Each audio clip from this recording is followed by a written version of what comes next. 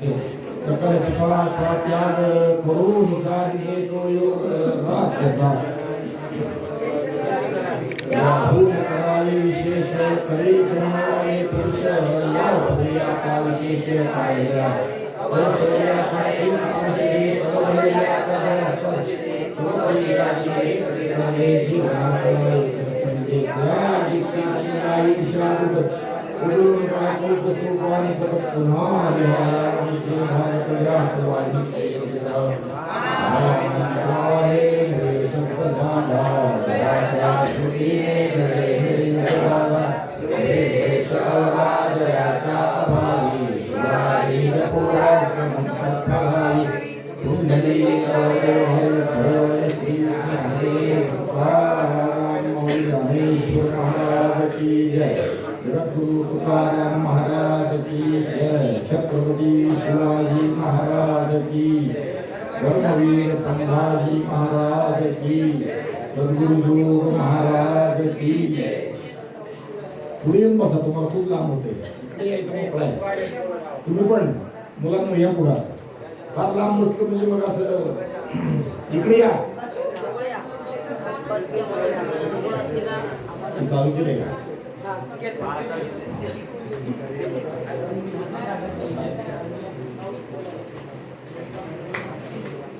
कालपर्यंत आपण अफजल खान विजापुरातून निघाला रस्त्याने काय काय उद्योग केले वाईत कसा आला आणि वाईतून आता शिवाजी महाराजांचा आणि त्याचा संपर्क सुरू झाला. दोघांनी आपापले वकील एकमेकांच्या भेटीला पाठवले आणि भेटीला पाठवलेल्या वकिलांच्या भेटी घेतल्यानंतर पुढच्या योजना सुरू झाल्या या विषयावर चर्चा करीत होतो. शिवाजी महाराजांची अफजल खानाची आता भेट ठरली इथपर्यंत काल आपण आलो. तारीख 10 नोव्हेंबर 1659 मार्गशीर्ष शुद्ध षष्ठी सह सप्तमी गुरुवार या दिवशी भेटीचा दिवस ठरला. साधारण आता घड्याळाच्या हिशोबाने मी बोलतो 12च्या वाजता 11 ते 12च्या दरम्यान भेट व्हावी अशी योजना सगळी ठरली आणि त्याप्रमाणे अनेक कारवाया सुरू झाल्या. भेट कुठं व्हायची महाराजांनी ठरवलं. लक्षात ठेवा बरं का. अफजल खानाने त्याला होकार दिला हा पुढचा भाग आहे. भेट कुठे घ्यायची. अफजल खान आलाय जावळी वाईत आला. वाईतून प्रतापगडच्या पायथ्याला पार नावाचं गाव आहे. रामवरदायिनी या देवीचं देऊळ आहे तिथं. रामवरदायिनी म्हणजे रामाला वर दिलेली किंवा वर देणारी अशा अर्थाने. महिषासुरमर्दिनी म्हणून किंवा आपली भवानी म्हणून तिचंच देऊळ आहे. सुंदर देऊळ आहे, छान आहे. या देवीचं महात्म्य फार मोठं आहे.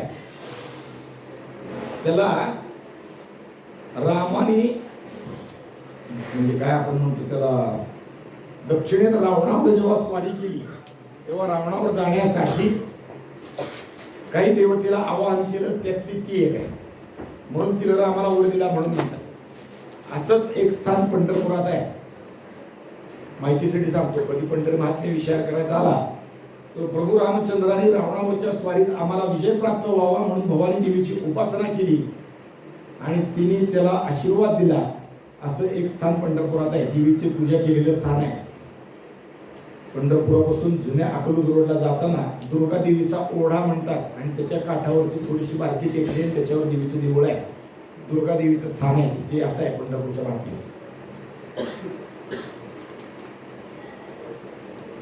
आता भेटीचा सगळा विषय सुरू झाला. 2 दिवस आपल्याला थोडीशी सुट्टी होती म्हणजे दुसऱ्या व्यवधानात आपण होतो. एकदा काल्याचं कीर्तन होतं काल नामदेवराच्या पुण्यतिथीचा आणि शांताराम गुरुजींच्या पुण्यतिथीचा कार्यक्रम होता. बरोबर आहे का नाही. त्यामुळं पाठ होऊ शकला नाही कारण सकाळी कीर्तन होते, सकाळी भजन होतं, नियोजित कार्यक्रमही दुसरे होते आपले. शांताराम गुरुजी काल कदाचित कीर्तनातून किंवा कथेतून ऐकला असाल. वारकरी शिक्षण संस्थेचे सुरुवातीचे जे शिक्षक आहेत मामा दांडेकरांच्या बरोबर असणारे सहकारी म्हणून असणारे शिक्षक म्हणून असणारे जीवन ज्यांनी वारकरी संस्थेसाठी आपलं अर्पण केलं विद्यार्थ्यांना घडवण्यासाठी जीवन ज्यांनी केलं अशा काल पुण्यस्मरण होतं एक बाब. दुसरा संत श्रेष्ठ नामदेवरायांची ही काल पुण्यतिथी होती. त्यांना वंदन करणं आपलं वारकरी म्हणून आद्य कर्तव्य. त्यामुळं तो विषय कालचा. आजही असं 2 दिवसाचं 2 विशेष महत्व आहे.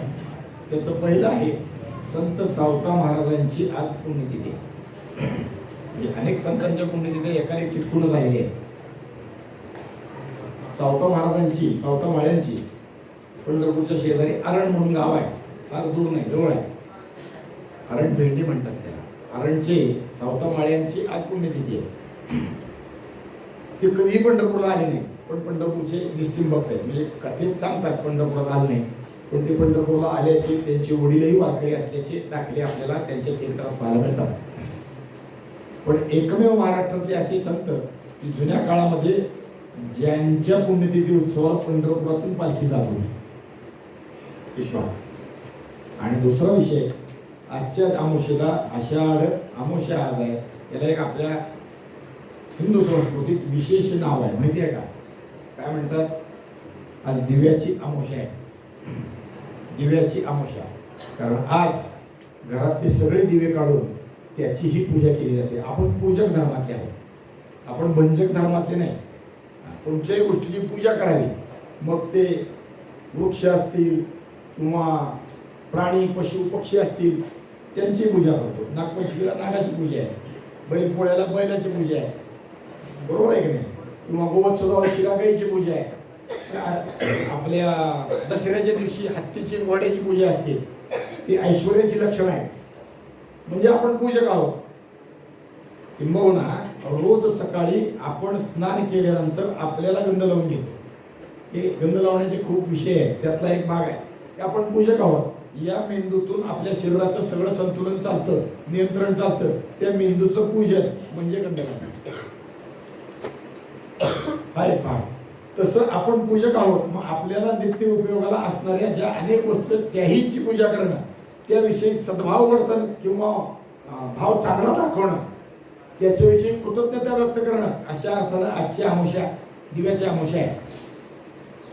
वर्षभर त्या दिव्याचा उपयोग आपण दिवा लावून करून घेतो. वर्षातून एकदा खरं तर नित्य दिवाबत्तीच्या वेळेस स्वच्छ करायचे असतात. महिने 15 दिवस तांब्याचे, पितळेचे किंवा अन्य चांदी सोन्याचे दिवे असतील तर घासून ठेवायचे, स्वच्छ करायचे असतात. पण या काळात विशेषतः अमावस्येच्या दिवशी ते लख धुवून ठेवायचे आणि ते सगळे दिवे ठेवून पूजा करायची. त्याच दिव्याची अमावस्या. लोक विनाकारण या दिवसाला अपशब्द वापरतात, माहिती आहे का? काही नाही. इथून पुढचा महिना श्रावणाचा महिना आहे आणि श्रावणात पथ्य पाणी पाळायचं. मग वारकऱ्याला विषय नाही, 12च महिने असते. पण सर्वसामान्य लोक जे मद्य मांस भक्षण करतात ते श्रावण महिना पाळतात, त्या महिन्यात खात नाही. आणि म्हणून पुढचा महिनाभर खायचं नाही म्हणून आज खाऊन पिऊन धिंगाण करतात. त्यामुळे आजच्या अमावस्येला अनेक लोक गटरी अमावस्या म्हणतात. गटरी अमावस्या नाही, कारण पिऊन गटरीत पडायला आपला धर्म नाही. आजची अमावस्या दिव्याची अमावस्या. दिव्यासारखं आपलंही आयुष्य उजळून जावं या भावनेचा विषय आहे. आपलंही जीवन लोकांना दीपस्तंभासारखं आदर्श असावं की ज्यातून लोकांनी प्रकाश घ्यावा, ज्यातून लोकांनी चांगल्या गोष्टी घ्याव्या, अशा अर्थानं आजच्या अमावस्येचं महत्त्व आहे. तो विषय फारसा घेत नाही, पुढे जातो. त्या अमावस्येच्या आणि सावतोबांच्या पुण्यतिथीनिमित्त त्यांना वंदन करून अमावस्येच्या सगळ्याला शुभेच्छा देतो. दिव्याच्या अमावस्येच्या आपण दीपस्तंभासाठी, कारण आपण आता सुरुवात केली आयुष्याला. आपण अध्ययन करणार आहोत, आपण विद्वान होणार आहोत, उद्याचे कीर्तनकार आहोत, प्रवचनकार आहोत, अजून काही काही विषय असतील तर त्या विषयाने काम करणार आहोत. त्या सगळ्या अर्थाने आपलं आयुष्य लोकांना दीपस्तंभासारखं राहावं या शुभेच्छा देतो. आणि ज्यांनी आपलं आयुष्य खरोखर दीपस्तंभासारखं केलंय त्या छत्रपती शिवाजी महाराजांचा विचार आपला रोजचा आहे, तो पुढे चालू. शिवाजी महाराजांचं ठरलंय अफजल खानाची भेट घ्यायची. भेटीचा तपशील ठरला. 10 अंगरक्षक बरोबर घ्यायचे. आणि अभ्यासकांच्या मतात एक मतांतर आहेत बरं का. 10 लोक बरोबर घ्यायचे, ते बाणाच्या टप्प्यावर ठेवायचे. काही जणांच्या 2च घ्यायचे, असा काही भाग आहे. अभ्यासाचा विषय आहे, सखोल चिंतनाचा विषय आहे. 2 की 10 आपल्याला ते चर्चा करायची फारसा विषय नाही. मात्र दोघांनी आपापली माणसं निवडली, बाणाच्या टप्प्यावर ठेवायची आणि तंबूत फक्त कुणी असायचं, दोघा खाश्यांनी भेट घ्यायची. खाशी म्हणजे हे दोघे आणि त्यांच्याबरोबर दोघांचे वकील. सगळ्यांनी सशस्त्र यायचं. शिवाजी महाराजांनी आणि अफजल खानाने सशस्त्र यायचं अशी अट आहे, म्हणजे कोणाला भीती वाटायला नको. सशस्त्र यायचं. भेटीच्या ठिकाणी माध्यान्नीच्या समयाला सुमारे 12 वाजता, 11:30 ते 12ची वेळी भेट ठरली आणि दोघांनी आपापली 10 लोक निवडले. अफजल खानाने कोण निवडले? सय्यद बडा. बडा आहे ते, त्याला बंडा म्हणतात आपल्याकडे, मुसलमान बंडा नाव असतं. बडा सय्यद. मग सय्यद 5-6 आहेत ना, त्यातला कोणचा? बडा. बडा दोन्ही तिन्ही अर्थ नाही, तो शरीरानेही धिप्पाड आहे आणि कृतीनेही धिप्पाड आहे, किंवा कृतीनेही तगडा आहे, बडा आहे, म्हणून त्याला बडा सय्यद म्हणतात. आपल्याकडे त्याला सय्यद बंडू म्हणतात किंवा सय्यद बंडा म्हणतात. लिखाणा वाचनातला त्या काळाचा आजच्यातला फरक आहे, त्यानं ते होतं.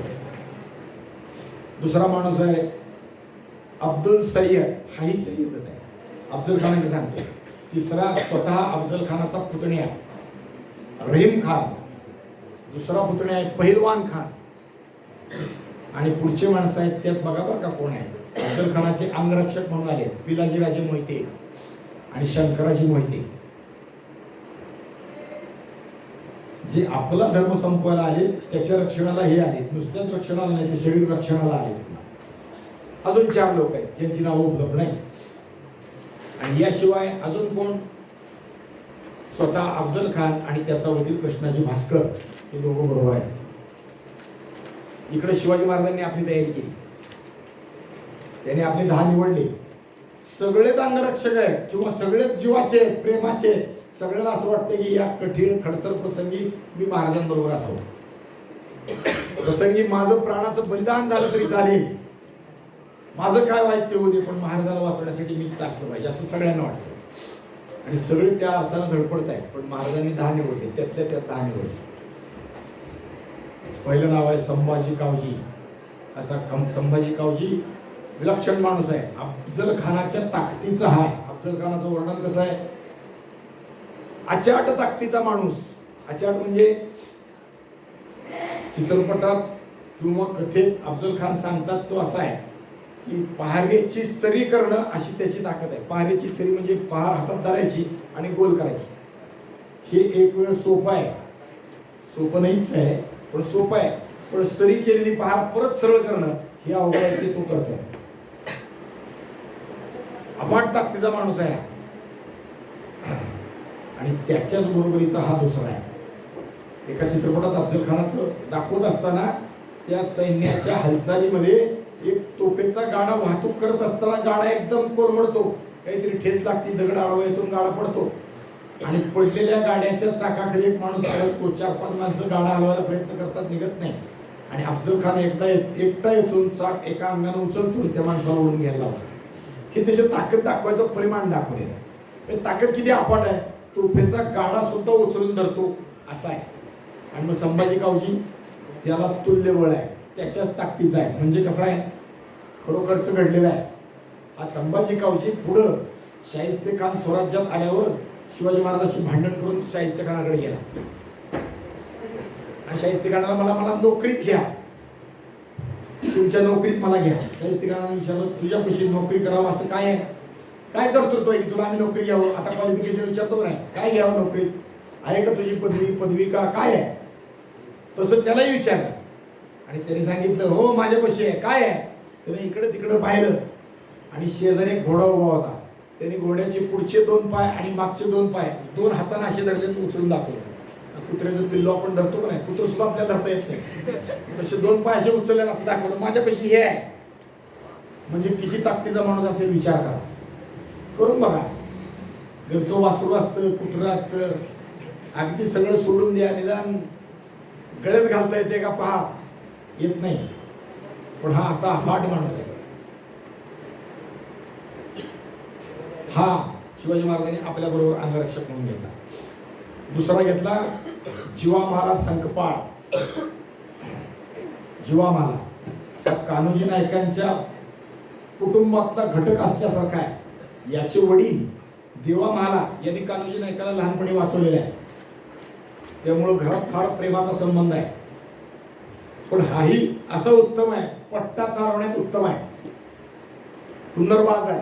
म्हणजे त्याच्या अंगी पट्टा चालवण्याचं कौशल्य विशेष आहे. सगळेच तो पट्टा चालवतात, पण याचं कौशल्य विशेष आहे. त्याच्या अंगी काही असा विशेष गुण आहे की त्यानं शिवाजी महाराजांनी त्यासाठी आपल्याबरोबर घेतला. तिसरा आहे काताजी इंगळे. चौथा आहे कोंडाजी कंक. दुसरा अजून पुढचा आहे येसाजी कंक, विसाजी मुरंबर, कृष्णाजी गायकवाड, सुरजी काटके, संभाजी करवर आणि अजून एक आहे सिद्धी इब्राहिम, असे 10 अंगरक्षक आहे. हे 10 अंगरक्षक म्हणजे शिवाजी महाराजांचे 10 भाऊच आहे किंवा 10 पदरी पोलादी चिलखत आहे. शिवाजी महाराजांपर्यंत जाणं यांना सगळ्यांना सोडून अत्यंत कठीण असे लोक आहेत. एकाच घरातले 2 आहेत, लक्षात ठेवा. पेसाजी कंक, कोंडाजी कंक, पण हे सख्खे भाऊ नाही आहे. भाऊकीतले असले पाहिजे. बोरपोशी भुतुंडा म्हणून गाव आहे, तिथले हे कंक कुटुंब आहे. अजूनही त्या गावात कंकांचं घर आहे. घर नाही, घर आहे. हो, वाडाही आहे त्यांचा आणि पडलेला वाडा दुरुस्त केलाय, खूप छान आहे. असं 10 पदरी पोलादी चिलखत महाराजांनी निवडलाय. आता भेटीची तयारी सुरू झाली. खानाकडे शिवाजी महाराजांकडे. खान पार गावातून थांबला. पार पासून प्रतापगड म्हणजे पायथ्यालाच आहे, वर चढत जावं लागतो आणि गडावरून खाली. महाराजांनी जागा निवडली प्रतापगडाच्या मध्यावर. महाराजांनी वरून खाली यावं आणि खालून खानाने वर यावं. एक माची आहे, पुढं सोंड सुटलेली, डोंगराची सोंड असते, म्हणजे डोंगराला असं उपत्यका म्हणतात, त्याला माची म्हणतात आपल्याकडे. अशी सोंड आहे, त्याच्यावर खूप मोठा जागा, सपई जागा आहे. तिथली झाडी तोडून महाराजांनी तिथं तंबू उभा करायचा आदेश दिला. भेटीसाठी शामियाना उभारला, उत्तम प्रकारचा. किती सुंदर. पुढे त्याची खूप वर्णन आहे, थोडक्यात सांगतो. इतका सुंदर की अफजल खानालाही त्याचा मोह झाला. उत्तम, सगळं काही छान. मोत्याच्या झालरी तंबूला लावल्या. बाकी सगळं वर्णन करायची गरज आहे का? तिथं धूप दीप सतत इतका घातला की त्याचा सुगंध सर्वत्र दरवळेल. भूमी उत्तम करून ठेवली आणि तंबू बांधला महाराजांनी. आता महाराजांनी आपल्याकडे भेटीची तयारी सुरू केली. भेटीचा आदल्या रात्रीचा तारीख 9 नोव्हेंबर, 10 नोव्हेंबरला भेटायचं आहे. 9 नोव्हेंबरला संध्याकाळी उशिरा महाराजांनी आपल्या सवंगड्यांसोबत सभा घेतली. सभा म्हणतोय मी, एकत्रित बसून चर्चा केली. काय करायचं, कसं राहायचं, कसं वागायचं. आदली रात्र उजळली, काळ रात्र जाता ती. प्रतापगडाच्या नौगजीत सगळे लोक येऊन थांबले. महाराजांचे सखे सवंगडी आहेत ना, ते सगळे आले. कोण कोण आले? पंताजी काका वकील, ते वकील आहेत. सगळ्या गोष्टी महाराज त्यांच्या सल्ल्यानं चालताय. मोरोपंत पिंगळे, शिवाजी महाराजांचे हे पुढे अष्टप्रधानात आहे, पण आता अजून अष्टप्रधानात नाही, पण इथं महाराजांच्या बरोबर आहे. रघुनाथपंत आत्रे, पुढे के आत्रे माहित आहेत का? महाराष्ट्राचे ख्यातनाम साहित्यिक, हे त्यांचे मूळ पुरुष आहेत. नारोपंत, सुभानजी इंगळे, माणकोजी 10 तोंडे. हे माणकोजी 10 तोंडे फार विलक्षण मनुष्य आहे. शहाजीराजांनी जे लोक पाठवून दिले त्यातले हे एक आहे आणि सुरुवातीचे महाराजांचे सरसेनापती आहेत. पुढे वय झालं म्हणून थोडं सरसेनापती पद थांबवलं, पण लढवय्या माणूस आहे. हे आहे शामराजपंत रांजेकर आहे, हे शिवाजी महाराजांचे पेशवे होते. जिवाजी देवकते आहे, सुभानजी कनखरे आहे, पिलाजी बेलदार, भैरजी, कान्होजी चेधे, झुंजारराव मरळ, जीवामाला, संभाजी कोंडाळकर, शामराजपंत पद्मनाभी, बाजी चेधे. लक्षात येतो का? नाव सांगितल्यावर नाही लक्षात येत. पुरंदरावर झेंडा वाचवलेला तो, म्हणजे बाप आणि लेक दोघे बरोबर आहे. सिद्धी इब्राहिम, काताजी इंगळे, कृष्णाजी गायकवाड, हे अंगरक्षक पण आहे. हा सिद्धी इब्राहिम आहे ना, तुम्हाला कदाचित शंका येईल की शिवाजी महाराजांनी अंगरक्षक म्हणून कसं काय घेतला. मुसलमानावर शिवाजी महाराजांचा विश्वास नाही, कारण पुढं कान्होजीशी बोलताना ती वाक्य आहे. मग कसं काय घेतला? हा सिद्धी इब्राहिम आहे, हा शिवाजी महाराजांच्या चुलत्याचा कृतपुत्र आहे, म्हणजे विकत घेतलेला पोरगा आहे. पूर्वीच्या काळात दत्तक पुत्राचे खूप प्रकार आहेत आपल्या धर्मशास्त्रात. तसा कृतपुत्र हाही एक प्रकार आहे. विकत घेतला आणि पोरगा म्हणून सांभाळला, त्यामुळं तो त्या हिशोबानं थोडा प्रामाणिक आहे, म्हणून शिवाजी महाराजांनी बरोबर ठेवला. नेताजी पालकर आहे, हे नेताजी पालकर या सगळ्या प्रकरणात जननीचा टेंब, ज्याला आज आपण महाबळेश्वर म्हणतो, त्या परिसरात आपल्या बरोबर 5000 लोक घेऊन गुप्तपणाने जंगलात राहत आहेत. लक्षात ठेवा बरं काय, कारण अफजल खान येतोय आणि आपल्याला गुप्तपणाने राहायचं. एका जरी माणसाचं काम फसलं, एकाचं जरी उघडीक आली तरी सगळं काम मुसळखेरात जाणार आहे. त्यामुळे नेताजी पालकरांच्या आणि त्याच्याबरोबरच्या 5,000 लोकांच्या कामाचा विचार इथं करायला पाहिजे. गुप्तपणात राहत आहे आणि तो महाबळेश्वरावरून रात्री स्वतः नेताजी येतोय, शिवाजी महाराजांच्या बैठकीत बसतोय. सगळ्याची चर्चा झाली. काय करायचं? सगळ्याचा प्राण म्हणजे आता शिवाजी महाराज आहे आणि महाराज सगळ्याला कळकळीनं आणि उत्साहानं वीरश्रीयुक्त भाषण करतात. काय म्हणतात? खान भेटीसाठी उद्या येतोय. तुम्ही सर्वजण हत्यारबंद सज्ज आहात. हे ऐकून कदाचित खानास शंका येईल आणि तो माघारी जाईल. तेव्हा कुणालाही कळू न देता झाडीत दडून राहा. म्हणजे कमीत कमी 24 तास महाराजांचा इशारा होईपर्यंत सगळ्यांना दडून राहायचं आहे, लपून राहायचं आहे. इशारा केव्हा येईल तेव्हा काय करायचं तेही महाराज सांगतात.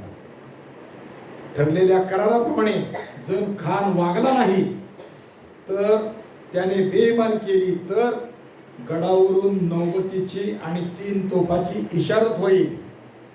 खान विकृत वागला, काही गडबड केली तर काय होईल? गडावरून आम्ही नौबत वाजवू. सगळ्या गाड्या खरंच नौबत ऐकू येते.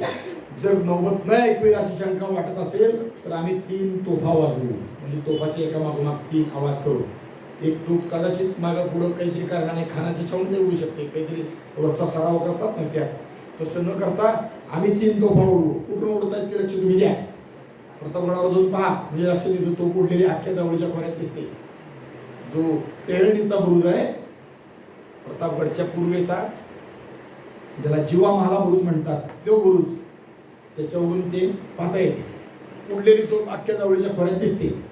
तिथून 3 तोफा उडल्या की काय करायचं? तुम्ही सर्वांनी एकच एल्गार करून खानाची सवरी फौज कापून काढा, लष्कर साफ बुडवा. कोणालाही शिल्लक ठेवू नका. महाराजांचा आदेश. आता महाराज एकाला एक एक काम सांगायला लागले. आदेशात पुढेही महाराजांनी सांगितलं, जो हत्यार उचलेल त्याला सोडू नका आणि जो हत्यार ठेवेल त्याला मारू नका. शिवाजी महाराज असे आहेत. ज्यांनी शस्त्र उचललं त्याला जिवंत सोडायचं नाही, मग तो कुणी असो. आणि जो टाकेल तो कुणी असो त्याला मारायचं नाही. पुढे ते घडलं सगळं. अजून महाराजांनी सांगितलं, काय सांगितलं? बांधल नाही, प्रत्येकाला वेगळं वेगळं काम सांगितलं. तुम्ही काय करा? तुम्ही तुमच्या जमावानिशी जावळीच्या आणि पारच्या झाडीत दडून राहा. नेताजी पालकर, तुम्ही जननीच्या टेंबापाशी तिथंच थांबा. खानाची फौज उलटी चालू जाईल, म्हणजे वाईकडे जाईल, जाऊ देऊ नका. कान्होजी नाईक, तुम्ही आणि बाजी सर्जेराव यांनी पारच्या वाटा रोका. म्हणजे पार कडून गडावर येणाऱ्या वाटा तुम्ही रोखा. म्हणजे खान वर आला की त्याचं लष्कर खानाच्या हिशोबाने वर काही दंगा सुरू झाला म्हणून वर यायला लागेल तर तुम्ही वर येऊ नका. जर काही विपरीत घडलं, खानाच्या लोकांनी मला धरलं तर तुम्ही मला सोडवून घेऊन चला. पुढचा विचार किती करतात शिवाजी महाराज लक्षात ठेवा. तुम्ही माझी सोडवणूक करा. कान्होजी नाईकाला काम सांगतात. विश्वासाचा माणूस कोण आहे? ज्यांनी स्वराज्यासाठी आपल्या वतनावर पाणी सोडलं, घरादारावर पाणी सोडलं, तो त्याला हे काम सांगतात महाराज. कदाचित खान डोंगर चढून, खान म्हणजे खानाचं लष्कर डोंगर चढून वर येईल, त्यास चढून न देणे. हैबतराव आणि बाळाजी श्रेणकर, तुम्ही बोचे घोळीत थांबा. गड आहे, जायचा रस्ता आहे. या पार वरून जाणाऱ्या 4ही अंगाचे रस्ते शिवाजी महाराजांनी बंद केले. कुणाला कुठे ठेवले लक्षात ठेवतोय आपण. तिथून त्या गळीतून बाहेर जाता कामा नाही. नेताजी, तुम्ही आवाज होताच, इशारत होताच कामगिरी सुरू करा. तुम्ही खाट माथ्यावरून खाली उतरून या आणि मारामारी करा. आता काय सगळ्यांची सगळी कामं काय? सगळं काम एकच. याशिवाय बाकी मोरपंत पिंगळे त्यांनी जागा सांगितली. श्यामराज पंत, तुम्ही करा. तानाजी, बरोबर आहे. बाबाजी भोसले, मारणे, डोहार, पासलकर, त्र्यंबक सूर्याजी, धमाले, सगळ्यांना जागा नेमून दिल्या. म्हणजे खानाला लष्करासहित मारण्याची महाराजांची योजना आहे. जेवढ्या वाटा पार मधून बाहेर जात आहेत त्या एकाही वाटेवरती मोकळेपणा महाराजांनी ठेवलं नाही. सगळ्या वाटा बंद केल्या. वर यायचं बंद केलं आणि पलीकडे बाहेर जायचं बंद केलं. प्रत्येकाला काम एकच, मारा, कापा, हाणा, तोडा, बाकी काही नाही. काही झालं तरी खानाचा पराभव नक्की आहे, पक्का आहे. भेटीत काय व्हायची माझं मी करतो, पण खान पक्का मारला पाहिजे. कदाचित माझ्या आणि त्याच्या बोलण्यात संभाषणात काही कमी जास्त झालं, मला नाही मारता आलं तरी खान मारणार. पुढची गोष्ट महाराजांनी केली, खानाला जिवंत सोडता कामा नाही ही योजना केली. आणि महाराज सगळे उठून निघून गेले. सगळ्यांनी महाराजांना वारंवार मुजरे घातली. एकच आदेश महाराजांनी दिला, इशारा होताच तुटून पडा, सगळ्याचं काम एकच, हत्यार धरेल त्याला सोडू नका, हत्यार टाकेल त्याला मारू नका. संपूर्ण मोहिमेचं यश प्रत्येक मावळ्याच्या सावधपणावर आहे. एकाने जरी घाळपणा केला, गफलत केली, एकाने जरी चूक केली, ती सगळं मुसळ केला, सगळं अस्तित्वच केला जाणार आहे, सगळं गोंधळ होऊन जाणार आहे. सावध राहा, सावध राहा. महाराजांचा इशारा होईपर्यंत, म्हणजे आता भेटीला यायच्या आधी ते सावध आहे, आणि परत गेल्यावर अफजल खानाची भेट होऊन तोफा वाजेपर्यंत काहीही करायचं नाही. एकाच जागी लटकून थांबून झाडामागं, जंगलात, डोंगरात लपून राहायचं, कुणाला कळलं नाही पाहिजे. खानाचे कदाचित टेहळे बाहेर फिरत असतील, हेर बाहेर फिरत असतील, त्यांनाही कळलं नाही पाहिजे. इतक्या सावधतेनं राहायचं सामान्य गोष्ट नाही. अन्न नाही, पाणी नाही, लागलं तर आपलं आपण सावधतेनं करून घ्यायचं.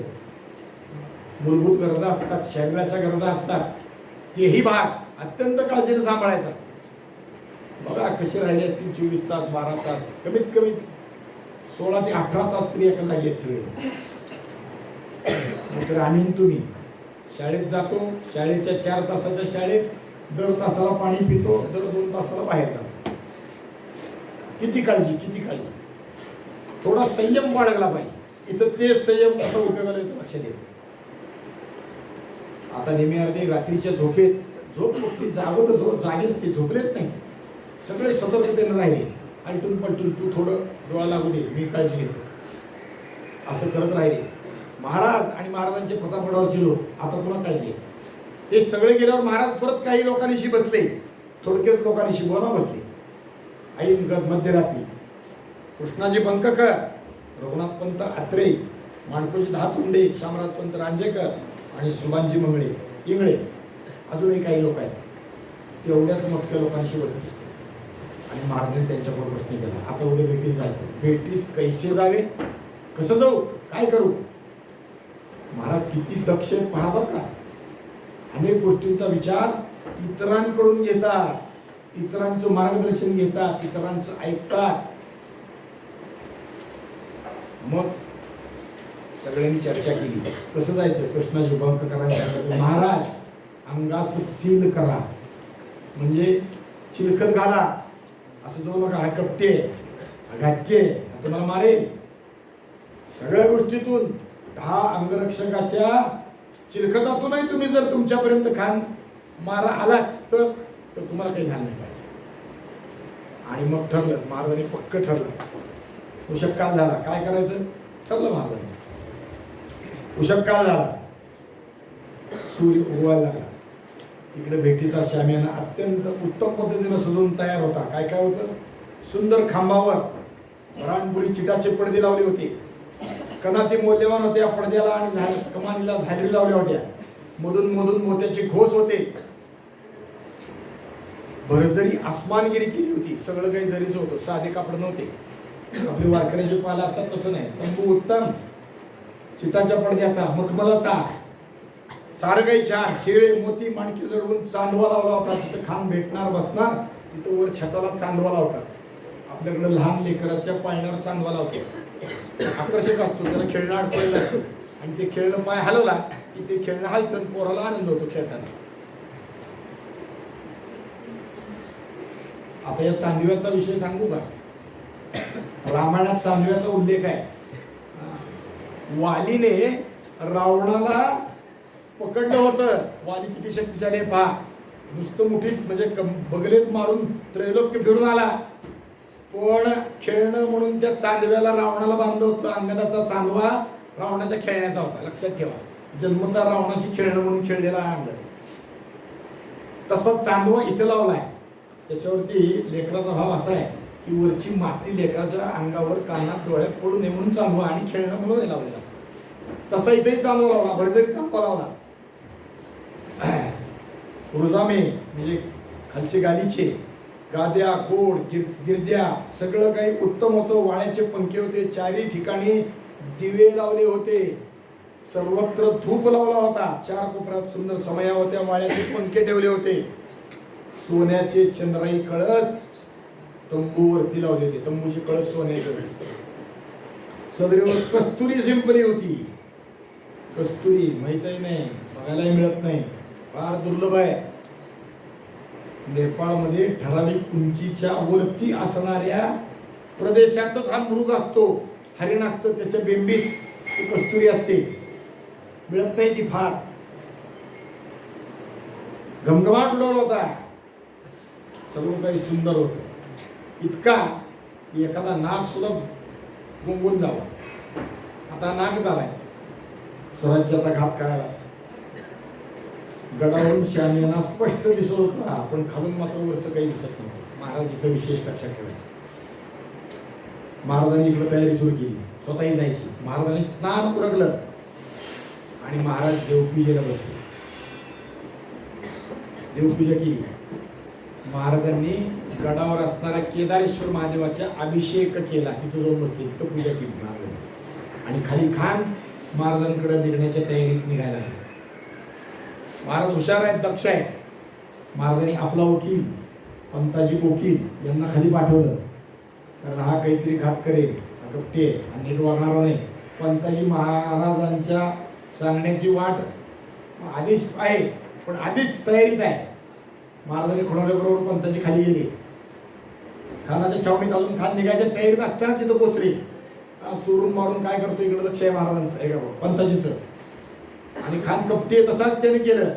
खानाच्या बरोबर निघण्यासाठी जशी त्याची पालखी तयार होती तसे त्याचे 1,500 ते 2,000 हशम बंदूकवाले खांद्यावर बंदुका टाकून खानाच्या बरोबर निघायला आले. काकाने ते पाहिलं, काकाची छाती धडकली. काका घाबरले. काका खानाकडे गेले आणि खानाला म्हणाले, खान साहेब हे लोक आपल्या बरोबर येणार आहे. खानाने सांगितलं. काका आता अस्वस्थ झाले, कसं काय आपल्या बरोबर. अहो पण करारात ठरल्यापेक्षाही जास्त आहे. खानाने तरी सुद्धा निगरान सांगितले बरोबर येतील. आणि मग काका आतापर्यंत सारखं जे सांगत होते, महाराज साहेब आपल्याला भितात, ते पुन्हा एकदा सांगितलं, महाराज साहेब आपल्याला भितात. त्यांनी जर हे लोक आलेले पाहिले तर ती खालीच येणार नाही. एवढ्या लोकांची काय गरज. महाराज तुम्हाला पुतण्यासारखे आहेत, ते तुम्हाला भेटीला येणार, हे लोक पाहून ते निघून जातील.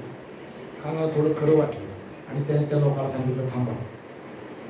म्हणजे खान ठरल्या करारापेक्षा विपरीत वागायला कसा तयार आहे याचा मला लक्षात ठेवा. असा विचित्र आहे. आणि ते लोक खानाने ते ठेवले. महाराजांनी किती काळजी घेतली, हा काहीतरी घोळ घालेल, हा ठरल्याप्रमाणे वागणार नाही, महाराज ओळखतात. ते लोक तिथंच थांबवले. आणि खान आपल्या पालखीच्या भोयांसगट 10 अंगरक्षक आणि वकिलासगट खालून वरती आला, तंबूत आला. एवढा जमाव घेऊन आलेलं पाहताच राजा धाशत खाईल, गडावरून खालीच येणार नाही, दरवाजेच उघडणार, निघून जाईल. ते सगळे तिथंच थांबले. खान तंबूत आला आणि अशी सदर पाहिली आणि त्याचा जळफळाट झाला, अस्वस्थ झाला. आपले लोक त्याने बाणाच्या टप्प्यावर कोणी थांबायला सांगितले, तिथे थांबले. आणि तो म्हणाला, ओ क्या शानदार शामियाना है, शाहजी जैसे मामूली सरदार के छोकरा और उसकी ये हैसियत, कहां से इसने ये सब असबाब पैदा किया. या सगळ्या वस्तू त्याला कुठून मिळवल्या. शहाजी सारख्या एका सामान्य सरदाराचा हा पोरगा, आणि त्याला इतकं कुठून मिळालं.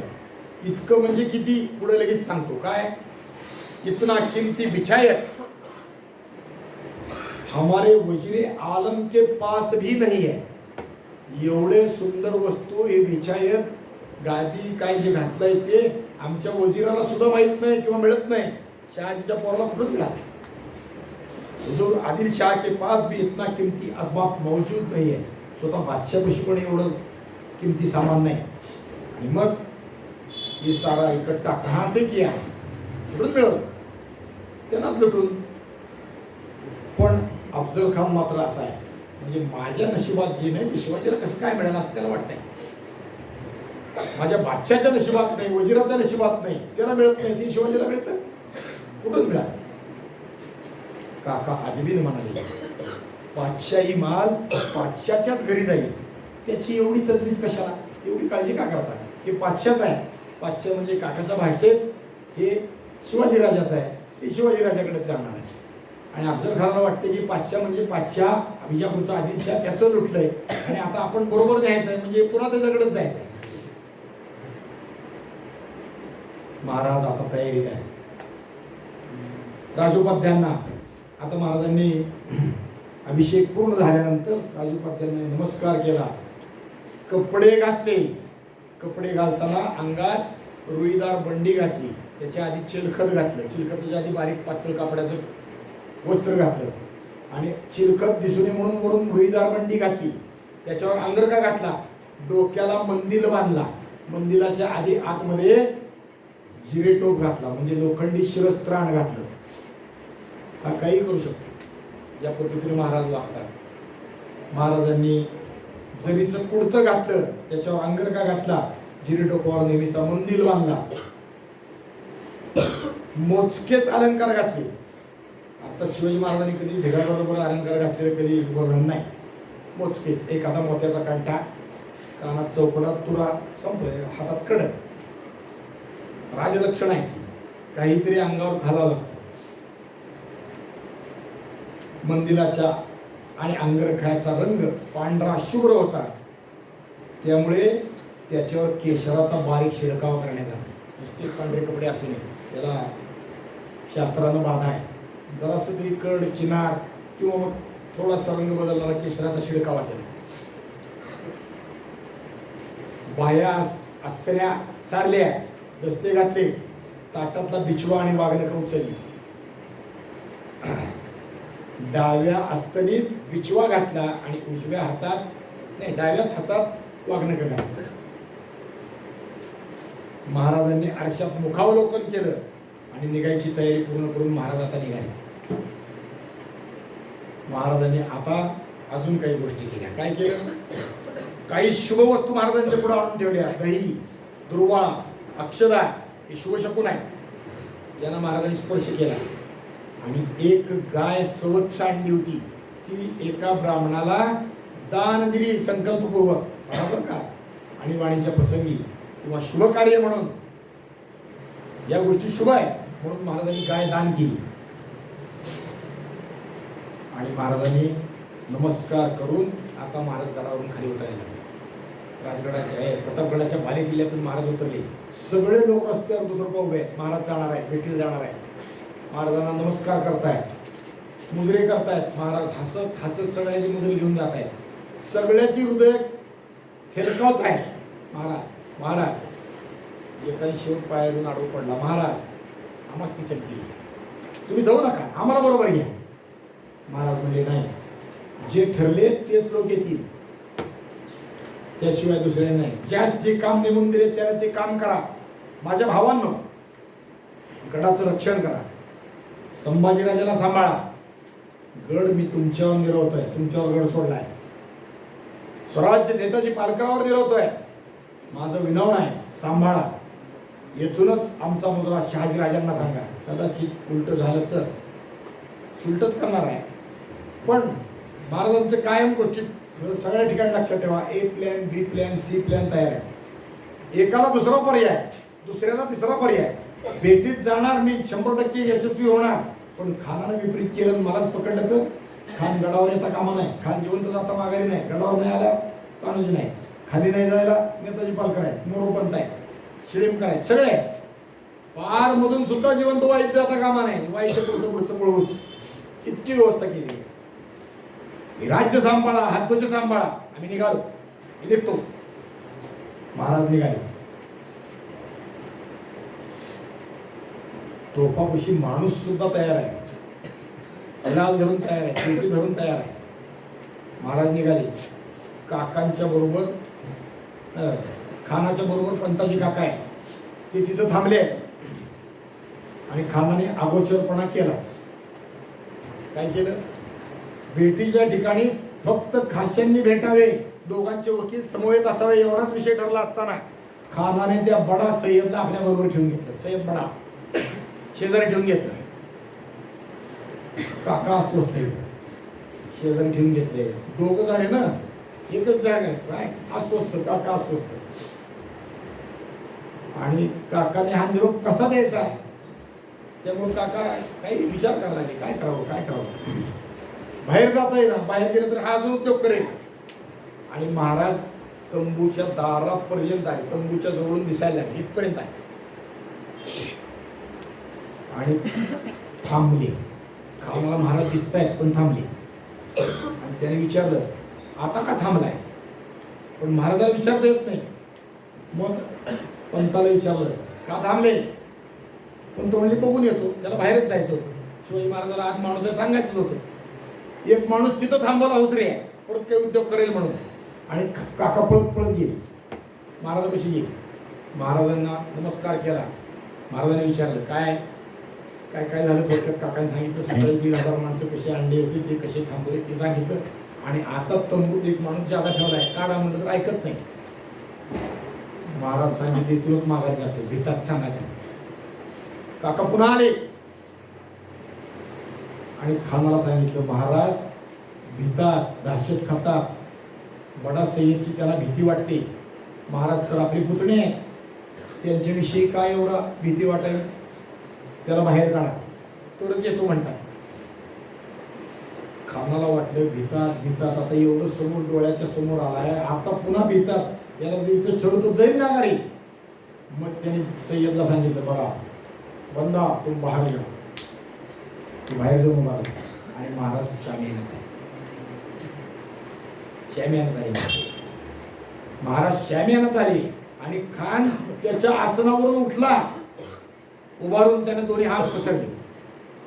महाराजांनी ओळखलं, कारण शिष्टाचारात काय आहे, ज्येष्ठ कोण आहे, कनिष्ठ कोण आहे. महाराज वयानं लहान आहेत, कीर्तीनं लहान आहे, किंवा बादशाही दरबाराच्या हिशोबाने आदिलशहाच्या बाकीच्या गोष्टीचा विचार करता अफजल खान मोठा आहे. ज्या अर्थी तो उठून उभा राहतो त्या अर्थी त्याच्या पोटात काळ आहे, कापट आहे. उठून उभा राहिला, कारण ज्येष्ठाला कनिष्ठाने नमस्कार करायचा, त्यानं स्वागत करायचं. पण इथं अफजल खान उठून उभा राहिला, त्याला शिजेपर्यंत दम निघतो पण निवेपर्यंत निघत नाही. शिवाजीराजे इथं आले हे पाहून तोच उठून शिवाजी महाराजांना सांभाळला. महाराजांनी ओळखलं आणि महाराज त्याला म्हणले, अफजल खान आधी बोलला, खूप मोठं संभाषण आहे. त्याला आता खरंच स्वर्गच दोन मोठं ओरडायला लागला होता.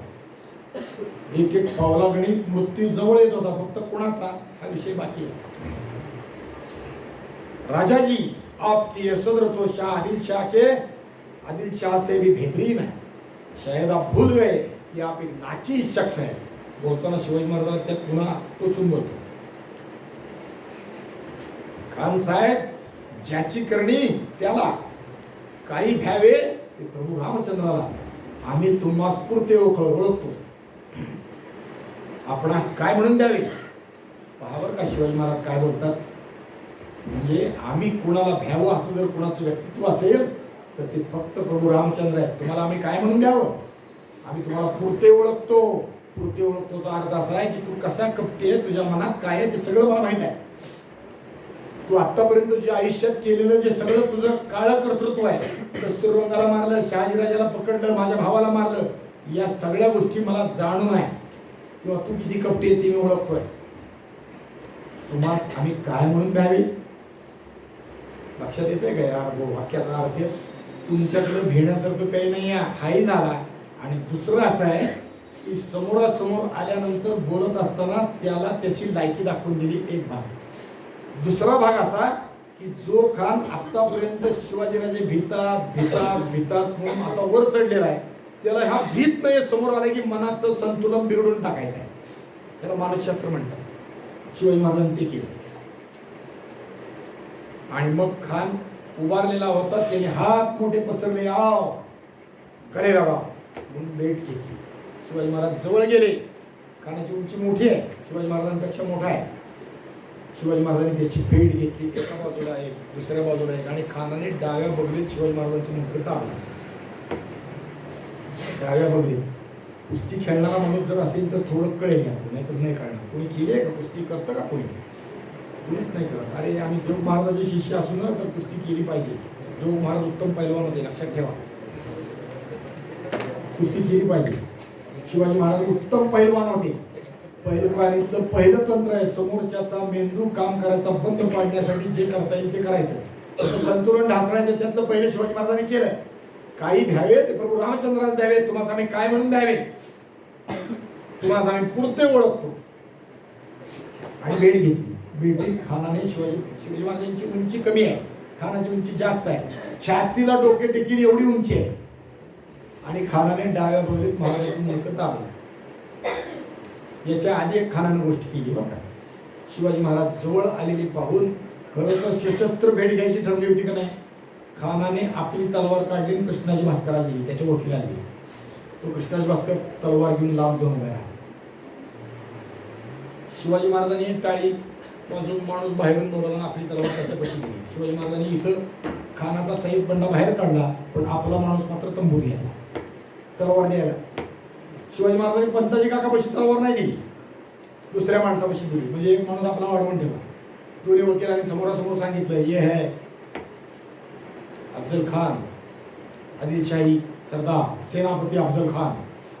आणि पंताजी काकांनी सांगितलं, ये है राजे शिवाजी. दोघांची भेट सुरू झाली. खानाने शिवाजी महाराजांना मिठी मारली, बगलेत मुंडकं धरलं आणि आवळ. शिवाजी महाराजांनी ओळखलं आता हे सरळपणाचं काम नाही. शिवाजी महाराजांनी पटकन आपल्या अस्तरीत लचवलेला लपवलेला बिछवा काढला आणि खानाच्या पोटात घातला आणि कापलं. डाव्या हातानं वाघनखाचा मारा केला. लक्षात ठेवा, कसं थोडं उंची उभारलेल्या माणसाला लक्षात ठेवून बघायचं. डाव्या हातानं वागणं, उजव्या हातानं उजवं. पण खान कपटी आहे, घातकी आहे. त्यानं आपली तलवार याच वेळेस उगारली, आपला बिछवा काढला लपवलेला किंवा कट्यार म्हणू आपण, आणि शिवाजी महाराजावर त्याने चालवली. त्याला खरं तर मान आत गेल्यावर शिवाजी महाराजाच्या मानेच्या मागच्या भूमीवर चालवायची इच्छा आहे आणि म्हणून त्यांनी चालवली. पण शिवाजी महाराजांनी पहिला वार केल्यामुळे त्याचं संतुलन बिघडलं आणि ती पाठीवर खरं पडली. अंगरका फाटला आणि चिलखतावरती तो वार आणला. शिवाजी महाराजांनी त्याला फाडलं. त्यानं दुसरा वार काढण्याचा प्रयत्न केला, पण त्याच्या आत शिवाजी महाराजांनी आपली सुटका करून घेतली आणि खानाचं पोटाचा डेंडाळ बाहेर आला. जसं कलगड कापल्यावर आता लाल गरम नुसतं बाहेर काढतात का, तसं ती बाहेर पडली. आणि खान ओरडला, लहू लहू, दुश्मन ने मुझे कत्ल किया, दगा दगा. तो ओरडायला सुरू झाला. फळलं तर रक्ताची धबधबा सुरू झाला. आणि ते आतला आवाज ऐकून सय्यद बंदा आला. तेवढ्यात खानाने कृष्णाजी भास्कराच्या हातातली आपली तलवार घेतली आणि शिवाजी महाराजांवर एक तिरीमेनं वार काढला. शिवाजी महाराजांना खानाने जेव्हा ढकलून दिलं, पहिल्यांदा रक्त आलं, खानाने ढकलून दिलं, त्याच्यामुळे जरा हेलबाडल्यासारखं झालं. असं उभारलेला माणूस पडतं का नाही, तसं झालं. आणि खानाने चालवली तलवार शिवाजी महाराजांनी सावरली, पण शिवाजी महाराजांच्या मस्तकावर मात्र थोडीशी जखम नाही. शिवाजी महाराजही सावरले. त्यांनी आपल्या माणसाच्या हातात ती तलवार आहे ती घेतली आणि महाराज सावरले. तेवढ्यात तो सय्यद बंदा महाराजांवर चालून आला. आता तो वार करणार, शिवाजी राजाला मारणार. तेवढ्यात महाराज तुम्ही बाजूला व्हा, हा बंदा मी पाहतो म्हणून जीवा माले त्याच्यावर तुडून पडला. पहिला वार काढला आणि सय्यद बंदाचा हारच त्यानं टाकला. दुसऱ्या वारात सय्यद बंडा मारला. महाराज तंबूतून बाहेर पडले. या गडबडीत खानाची तलवार पडलेली कृष्णाजी भास्कराला उचलली आणि शिवाजी महाराजावरती तो चालला. त्याने पहिला वार काढला, महाराजांनी तो अडवला. तुम्हा मारू नये अशी शहाजीराजांनी आम्हाला आण घातली आहे, ब्राह्मणास शिवाजी मारणार नाही म्हणून पहिला अडवला. दुसरा वार अडवला. तिसरा वार अडवल्यानंतर मात्र तिसरा वार काढल्यानंतर महाराजांनी त्याला सोडलं नाही, कृष्णाजी भास्करला मारून टाकलं. शिवाजी महाराज लक्षात इथे घेतले पाहिजे. जो स्वराज्याच्या हिताचा विचार करतो त्याला वाकून वंदन करतात, त्याला गाय दान देतात किंवा त्याला दान दक्षिणा देतात किंवा त्याचा सन्मान करतात, आणि जो स्वराज्याच्या हिताला आडवा येतो त्याला शिवाजी महाराज कापून काढतात. हा भाग महत्वाचा शिवचरित्राचा लक्षात घेतला पाहिजे. शिवाजी महाराज कसे असे. शिवाजी महाराज तिथनं जे बाहेर पडले ते कुठेही मागे न बघता सटकून बाहेर पडले आणि प्रतापगडाकडे निघाले. इथं 10 लोकांची झोंबड उडाली. खानाची 10 आणि महाराजांची 10, आणि 10च्या 10 शिवाजी महाराजांच्या लोकांनी खानाची मारून टाकले. एकही जिवंत माघारी गेला नाही. खाली सांगायला बातमी सुद्धा गेला नाही. संभाजी कावजीने तर त्याहून पुढे गेलं.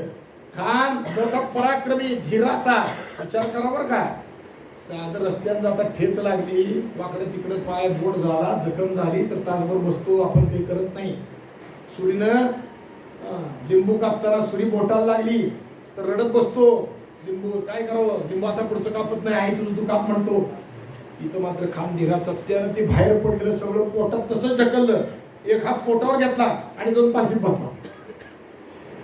बेलकांड्या खात पालखीत बसला. भोयानं पालखी उचला आणि खाली चला म्हणून आदेश केला. यावेळी संभाजी कावजी पळत आला आणि त्यांनी भोयाचे पाय कापले. पालखी खाली पडली, पायच कापले. पहा माणसं कशी आहे. आणि शिवाजी महाराजांनी प्रत्येक साधनात वेगवेगळे उल्लेख आहे. कोण म्हणतं संभाजी कावजीने कापला, कोण म्हणतं अजून कुणी कापला, कोण म्हणतं अजून काही. अफजल खानाचं मुंडक मात्र शिवाजी महाराजांनी कापलं आणि संभाजी कावजीने कापलं यात वादविवाद आहे. कुणी कापलं विषय वेगळा सोडले. आमच्या म्हणण्याप्रमाणे शिवाजी महाराजांनीच त्याचं मुंडक कापलं. कात्रीचा वार केला. एका हातात पट्टा आणि एका हातात कट्यार घेऊन शिवाजी महाराजांनी कात्रीचा म्हणजे दोन एकमेकाला क्रॉस असा वार करून खानाचं मुंडक कापलं आणि महाराज गडावर निघून गेले. संभाजी कावजी मात्र हातात ते मुंडक आणि दुसऱ्या हातात नितळती तलवार घेऊन महाराजाच्या मागे पळत होते. कसा दिसत असेल होतो प्रत्यक्ष काळभैरवासारखा. काळभैरव कधी पाहिलाय का? गावागावात असतो आपल्याकडे. कधी विचार केलाय का? काळभैरवाच्या 4 हातात शस्त्र असतात आणि एका हातात त्या राक्षसाचं मुंडकं धारण केलेलं असतं आणि त्यातनं मुंडक्यातनं रक्त गळत असतं. ती खाली कुत्र खात असते, रक्त चाटायला कुत्र उभारलेलं असतं. हा काळभैरवच. तसाच तो तिथं. महाराज गडावर गेले आणि गडावर जाताना बरोबरच्या माणसाला इशारा केला. त्यांनी शिंग वाजवलं. शिंग वाजवलं की गडावरच्या लोकांनी तोफा वाजवल्या. तोफाची बत्ती झाली. खानाचे लष्कर खाली पारमधून वाट पाहत होतं. आता खान साहेब केव्हा येत आहेत, शिवाजीराजाला पकडून आणणार, धरून आणणार, नाही तर मारून येणार. खासच आपण त्यांना घ्यायचं निघून जायचं आपण, बस काहीच राहिलं नाही. आता तोफा वाजल्या. त्यांना आनंद वाटला. खान साहेबांसाठी शिवाजीराजांनी इतमाम किंवा सन्मान दर्शवण्यासाठी या तोफा वाजवल्या असं त्यांना वाटलं. मराठी लष्कराला मात्र कळालं तोफा कशाची आहे. शिट्टी, यमानं मारलेली शिट्टी आहे ती. आणि ते जे हातात तलवारी घेऊन धावून पडले. शिवाजीराजे पाहिजे नाही का तुला, घे, हा घे शिवाजीराजे, आणा, कापा, तोडा, हर हर महादेव, येळकोट येळकोट, जय मल्ला, एकविरा भवानी की जय. सगळीकडे जयघोष सुरू झाला. सगळं मावळ, जावळीचं खोरं, रणकंदन माजलं आणि सगळीकडे एकच आवाज. नुसत्या आवळ्या, किरकाळ्या, प्रचंड कोलाहल, भयंकर चढाई. त्याला कळेच ना काय झालेच कळे ना. कशामुळे या अंगावर आले. तिकडे भेट धरली सुरू आहे, हे इकडे काय सुरू झालं कळे ना. सावरेस तवर हातात हत्यार धरेस तोर निम्मे मेले. काही जणांनी हत्यार टाकून दिलं. ज्यांनी टाकलं त्याला महाराजांच्या लोकांनी सोडलं. पण एका लाईनीत उभं केलं, म्हणजे एका बाजूला उभं केलं. तरी परत हत्यार धरून जावळीचं वन आग नसताना पेटलं. खांडवन माग आपल्या अर्जुनाने जाळलं होतं ना. कृष्णाने आणि अर्जुनाने खांडवन जाळलं होतं. कथा माहित आहे, वाचा महाभारत. त्यात खांडवनाचा दाह असा झाला की यातनं पशु पक्षी कुणी बाहेर पडता कामा नाही. अशी व्यवस्था अर्जुनाने केली. आग आग पेटली चारी दिशेनं. इजो तशीच आग लागली. आग न लागता आग लागली. अग्नी नसताना आग लागली. खांडवन दुसरं हे जावळीचं वन तसंच पेटलं आणि खानाच्या फौजेचा पराभव केला. सगळ्यांनी हत्यार कडक चाललं. हत्यार ठेवलं, त्यांना सोडलं. त्यात काही मान्यवर लोक पण आहेत. त्यातले ते नाईकजी पांढरे, नाईकजी खराडे हे होते ना. त्यांनी सांगितलं आम्ही तुमचेच. जरी खानाबरोबर आलो असलो तरी आम्ही तुमचे. वर्णनानं दिसायला मावळी लोक आहेत. त्यांनी उलट्याच तलवारी चालवायला सुरू केली. खानाच्या लोकांना मारायला सुरू केलं आणि काही लोक खानाच्या हात्यावर टाकून पळून गेले. त्यात खानाचा पोरगा स्वतः फाजल खान पळून गेला. अनेक लोक पळून गेले. प्रतापराव मोरे हाही पळून गेले. खंडोजी खोपडा पळून गेला. बरेच जण पळून गेले. कुठं गेले? वाईकडे गेले. जे सापडले ते धरले. अनेक लोक महाराजांनी धरले, महाराजांच्या लोकांनी धरले. महाराजांपुढे त्यांना उभं केलं. त्यात खानाचा एक पोरगा म्हणजे दुसरे जे पोरं आहेत त्यातला एक आहे. महाराजांनी त्यांना सोडून दिलं. महाराजांना अपार धनसंपदा प्राप्त झाली. काय काय मिळालं? 65 हत्ती, हजारो घोडे, हजारो उंट, हजारो बैल, कापड, चोपड, दारू उडवायची बरं का, प्यायची नाही, तंबू, शामियाने, तोफा, पालख्या, खानाच्या बरोबरचे सरदारची पालखीत बसून आणणारे पालखीच्या मानाचे त्यांच्या पालख्या, खानाची पालखी, हत्यारे, अपरंपार खजिना, हिरे, मोती, जड, जवाही, रोकड पैसा, सोनं भरपूर सापडलं, भरपूर मिळालं. शिवाजी महाराजांना विजय प्राप्त झाला. अफजल खान देवद्वेष्टा, धर्मद्वेष्टा अफजल खान मारला गेला. शिवाजी महाराजांनी ते मुंडकं आईसाहेबांकडे पाठवलं. आईसाहेब राजगडावर आहे, तिकडे पाठवून दिलं. आईसाहेब खरी त्याची वाट पाहत होत्या. काय झालं, काय झालं, काय झालं वाट पाहत होत्या. आणि माणूस आला. आलेल्या माणसाच्या आविर्भावातून, त्याच्या उत्साहातून, त्याच्या चेहऱ्यावरच्या आनंदातून ओळखलं विजय संपादन झाला. पण प्रत्यक्ष काय झालं त्याने येऊन सांगितलं, आईसाहेब फते झाली, फते झाली, अफजल खान मारला. शिवाजी राजाने अफजल खान मारला. शहाजी राजाचं उसनं फेकलं, संभाजी राजाला मारलं, त्याचा सूड घेतला आणि महाराजांनी तुम्हाला हे भेट पाठवली. अशी भेट पाठवणारा पुत्र वेगळाच, शत्रूचं मुंडकं आईला पाठवणारा पुत्र वेगळाच. आई भवानीची ओटी कशाला भरायची असते? शत्रूच्या मुंडक्याने भरायची असते. जे रामाने केलं, जे भगवान श्रीकृष्णाने केलं, शिवाजी महाराजांनी ते केलं. आई साहेबाला आनंद झाला. पण या मुंडक्याचा अपमान त्यांनी केला नाही. मरणांतराने वैराने आमची संस्कृती आहे. अफजल खान किंवा त्याचे बाकीचे लोक, औरंगजेब कसा वागतो, सगळ्या गोष्टी ऐकल्या. आई साहेबांनी राजगडाच्या एका कोनाड्यात, बालेकिल्ल्याच्या एका कोनाड्यात त्याचं मुंडकं पुरलं आणि त्याची दिवाबत्तीची व्यवस्था केली. या बातम्या अजून वाईट जायच्या. त्याच्या आत शिवाजी महाराज वरून आणि नेताजी पालकर तिथंच आहेत, सगळं धुमाकूळ घालतायत. तिथून ते वाईट आहे. आधी नेताजी आला, हा फाजल खान वाईट आला आणि आला की रणाला सुरुवात झाली. की सगळे वाट पाहत होते, महाराज वाईट येत आहे, हे पकडून महाराजाला अफजल खान वाईट येतोय म्हणून.